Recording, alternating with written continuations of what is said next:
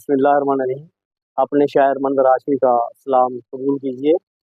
آج میری شاعری کا موضوع ہے ماضی کے دانشور کیا سوچتے تھے۔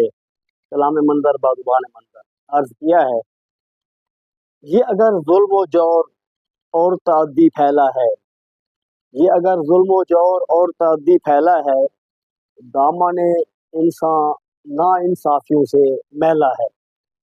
یہ جو رواج کشت و خون و غارت ہے، قتل انسانی بھی اب کے تجارت ہے۔ اس کی وجہ انسان کی جہالت ہے اور تعلیم کے فقدان جیسی لعنت ہے۔ ایک دور آئے جب انسان سوچے گا، علم انسان کے ضمیر کو دبوچے گا۔ ظلم ناپید ہو کیونکہ شعور جاگے گا، انسان بربریت سے دور دور بھاگے گا۔ لو آ گیا ہے تعلیم کا سنہرا دور، ایک فرد سے قوموں تلک کرو سب غور۔ آج ظلم اپنی انتہا کو چھوتا ہے، ہر کمزور کے سر رہزن کا جوتا ہے۔ ظلم و جور نے حدیں پھلانگ ڈالی ہیں، ہلاکوں سے فزوں خونریزیاں سنبھالی۔ فزوں مانی بڑھ کر، ہلاکوں سے فزوں خونریزیاں سنبھالی ہیں۔ نتیجہ نکلا کہ خوف خدا نہ ہو جب تک، نتیجہ نکلا کہ خوف خدا نہ ہو جب تک، تعلیم آدمی کو یکسر بے سود ہے تب تک، تعلیم آدمی کو یکسر بے سود ہے تب تک۔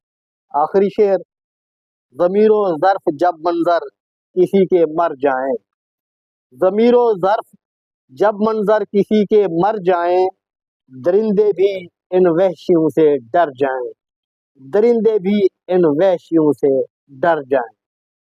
اس لیے ہم اکثر یہ کہتے ہیں کہ تعلیم سے پہلے تربیت ضروری ہے۔ تعلیم کی ڈگریاں تو خوف خدا لائیں یا نہ لائیں، لیکن انسان کے دل کے اندر تربیت خوف خدا لاتی ہے۔ انتہائی تعلیم کے عروج کا دور ہے۔ طاقتور ملکوں اور طاقتور اقوام کو دیکھیں، اور پھر کمزور پسے ہوئے دبے ہوئے مخلوق الحال ملکوں اور قوموں اور مقروض ممالک کو دیکھ لیں۔ سب سے اعلیٰ تعلیم یافتہ ممالک نے کمزور ممالک کو اپنی خونی شکنجے میں جکڑ رکھا ہے، اور ان پر قرض در قرض در قرض در چڑھا کر کمزور ملکوں اور قوموں کو کئی نسلوں تک غلام بنا رکھا ہے۔ تو خوف خدا ہی انسان کو انسانیت کی معراج سے مشرف کرتا ہے، انسانیت کی معراج تک لے جاتا ہے خوف خدا۔